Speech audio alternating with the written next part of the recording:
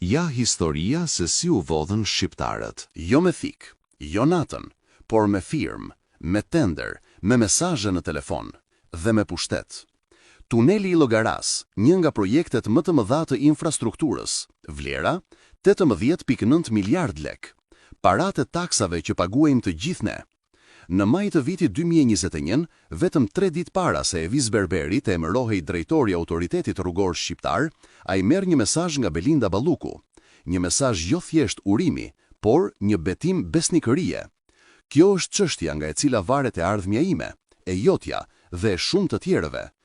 Në këtë mesazh, sipas SPAK, nuk diskutohej më kush do të fitonte tenderin. Fituesi ishte caktuar më parë. Çdo vendim duhej marrë vetëm në konsultim me të. Asnjë takim, asnjë premtim, asnjë hap i lirë. Kur tenderi filloi, u bë ajo që duhej të bëhej. Tenderi i parë u anulua. U tha, është për procedura.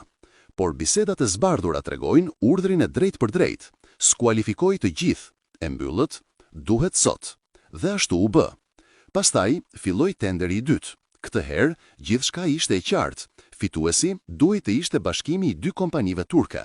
Dokumentet të munguara, mungesë eksperiencë, probleme teknike, nuk kishin rëndësi. Të tjerët u skualifikuan. Ata u shpallën fitues. SPAK thot, ky tender u paracaktua. Balluku akuzohet për shkelje të barazisë në tendera. Berberi dhe anëtarë të tjerë të komisionit janë marrë gjithashtu të pandehur. Ky është modeli.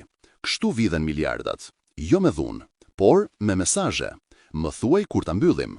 Dhe ndërkohë, rrugët plasariten, amortizohen, dëmtohen, por xhepat e dikujt mbushen.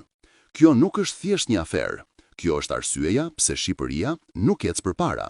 Sepse kur zhvillimi bëhet biznes privat, shqiptarët mbeten gjithmonë humbës. BF Media, ne nuk kemi frikë të pyesim. Kush do të mbajë përgjegjësi?